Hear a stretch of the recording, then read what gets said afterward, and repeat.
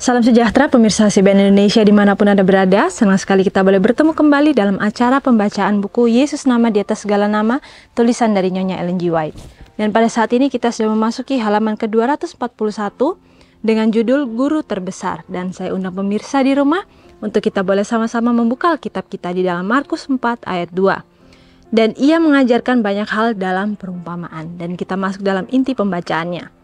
Agama Kristus tidak pernah merendahkan yang menerimanya.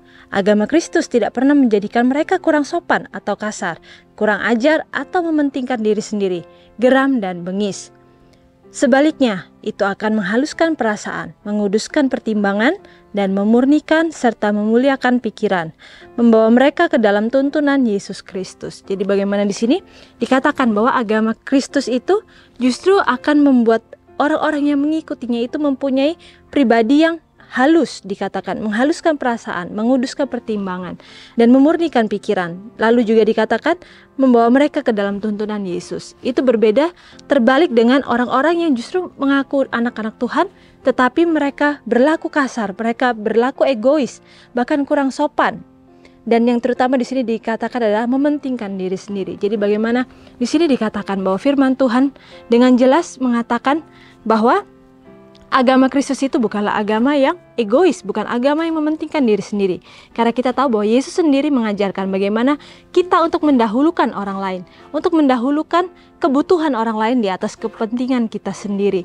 Bahkan Tuhan pun memberikan contoh demikian ketika ia berada di dunia ini. Dalam masa pelayanannya yang hanya sekitar 3,5 tahun saja, dikatakan bahwa Yesus itu selalu berusaha untuk melayani orang lain. Sekalipun ia sangat merasa lelah, ia sangat merasa lapar, tetapi itu ia kesampingkan karena ia ingin untuk memenuhi kepentingan dari orang-orang yang membutuhkan akan setiap firman-Nya, akan setiap pertolongannya.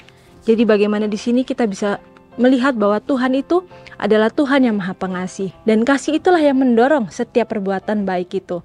Dan di sini juga dikatakan bahwa setiap orang yang mengaku pengikut Tuhan, di sini juga dikatakan tidak akan berlaku kurang ajar, geram ataupun bengis. Jadi bagaimana di sini dikatakan bahwa ketika kita mengikuti hukum-hukum Tuhan, kasih itu juga hendaklah selalu ada dalam kehidupan kita. Bukan hanya sekedar ada, tetapi juga kita hidupkan dan kita juga bagikan kepada orang-orang yang berada di lingkungan sekitar kita. Karena dengan hal seperti itulah kita bisa menjadi saksi-saksi Tuhan yang hidup. Lalu di sini juga dikatakan cita-cita Tuhan bagi anak-anaknya lebih tinggi daripada yang dapat dicapai oleh pikiran manusia yang tertinggi. Tuhan yang hidup telah memberikan dalam hukumnya yang kudus sebuah salinan dari tabiatnya. Guru terbesar yang pernah dikenal dunia adalah Yesus Kristus. Dan apakah standar yang dia berikan bagi semua orang yang percaya kepadanya? Karena itu haruslah kamu sempurna, sama seperti Bapamu yang di surga adalah sempurna. Tertulis dalam Matius 5 ayat 48. Sebagaimana Tuhan itu sempurna dalam lingkup tindakannya yang tertinggi, demikian juga manusia bisa sempurna dalam lingkup kemanusiaan mereka. Jadi bagaimana di sini dikatakan bahwa ketika kita mau menjadi pengikut-pengikut Tuhan, kita harus mempunyai cita-cita yang tinggi, yaitu bagaimana kita bisa menghidupkan karakter Kristus itu dalam kehidupan kita. Bahkan di sini juga dikatakan bahwa hukumnya yang kudus itu adalah sebuah salinan dari tabiatnya. Jadi bagaimana ketika tabiat Yesus waktu ia melayani umat-umat Tuhan, menjadi perantara, menjadi juru selamat kita yang menebus kita dari setiap dosa-dosa kita, memberikan kepada kita sebuah pengharapan. Dan di saat itulah dikatakan hukum-hukumnya yang kudus itu adalah salinan. Bagaimana hukum yang tertulis itu dijelaskan bahwa itu bisa dipenuhi, bisa digenapi sepenuhnya dalam kehidupan Yesus. Itu bukanlah suatu hal yang mustahil, bahwa hukum itu tidak bisa dipenuhi secara sempurna. Tetapi melalui kehidupan Yesus kita bisa melihat bahwa hukum itu bisa dipenuhi secara sempurna. Dan di sini juga dikatakan bahwa Tuhan menginginkan supaya kita itu harus sempurna sama seperti Bapa kita. Kita tahu bahwa dalam kehidupan kita seringkali menggunakan kekuatan kita, daya pikir kita yang kita rasa itu bisa menyelamatkan kita. Tetapi di sini firman Tuhan mengatakan bahwa ketika kita mau bergantung sepenuhnya kepada Tuhan, maka Tuhanlah yang akan menyempurnakan segala usaha kita. Ialah yang akan memberikan kepada kita jubah kebenaran tersebut. Dan bagian kita adalah bagaimana kita mau untuk memperbaiki diri kita hari demi hari. Karena kita tahu bahwa waktu kita ini sudah sangat singkat. Tidak ada waktu lagi untuk kita untuk selalu bersantai-santai, berleha-leha, membuang-buang waktu. Dan di saat waktu yang sudah sangat singkat ini, apakah kita mau untuk berusaha melakukan lebih lagi untuk kepentingan kita, yaitu untuk memperbaiki diri kita? Itulah yang akan memuliakan nama Tuhan. Karena di saat itulah kita bisa menjadi saksi-saksi Tuhan. Dan di sini juga dikatakan bahwa tujuan karakter Kristen adalah keserupaan dengan Kristus. Dan di hadapan kita terbuka jalan pertumbuhan yang berkelanjutan. Kita memiliki tujuan untuk dicapai, standar untuk diperoleh, yang mencakup segala sesuatu yang baik dan murni dan mulia dan luhur. Harus ada perjuangan terus-menerus dan kemajuan terus-menerus ke depan dan ke atas menuju kesempurnaan tabiat. Jadi bagaimana di sini dikatakan bahwa tujuan kita menjadi orang-orang Kristen itu adalah keserupaan dengan Kristus.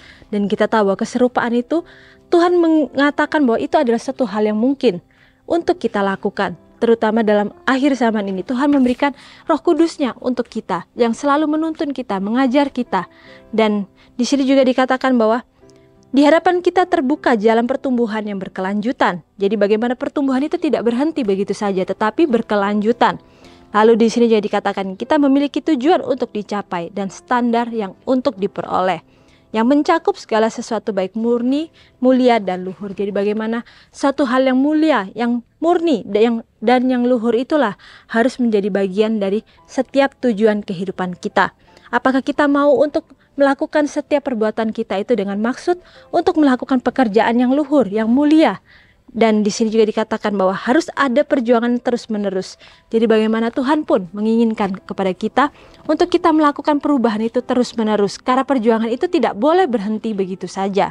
Dan di sini juga dikatakan kita harus maju terus-menerus ke depan, ke atas menuju kesempurnaan tabiat. Jadi bagaimana kesempurnaan tabiat? Itulah yang Tuhan tekankan untuk selalu ada dalam kehidupan kita yang mengaku anak-anak Tuhan, yang mengaku orang-orang Kristen.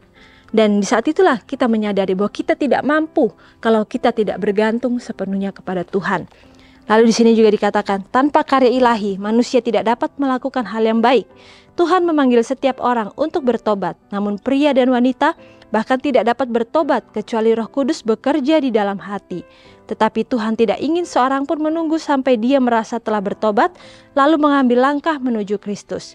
Juru selamat terus-menerus menarik orang untuk bertobat. Mereka hanya perlu menyerahkan diri untuk ditarik, dan hati mereka akan luluh ke dalam penyesalan. Kepada umat manusia diberikan bagian dalam perjuangan besar untuk kehidupan abadi ini. Dia harus menyambut pekerjaan Roh Kudus. Dibutuhkan perjuangan untuk menerobos kuasa kegelapan. Dan Roh Kudus bekerja di dalam dirinya untuk mencapai hal ini. Tetapi manusia bukanlah makhluk yang pasif untuk diselamatkan dalam kemalasan. Pria dan wanita dipanggil untuk meregangkan setiap otot, melatih setiap kemampuan dalam perjuangan untuk keabadian. Namun Tuhanlah yang memberikan daya hasilnya. Tidak ada manusia yang bisa diselamatkan dalam kemalasan. Tuhan meminta kita berjuanglah untuk masuk melalui pintu yang sesak itu. Sebab aku berkata kepadamu, banyak orang akan berusaha untuk masuk tetapi tidak akan dapat. Terdapat dalam Lukas 13 ayat 24.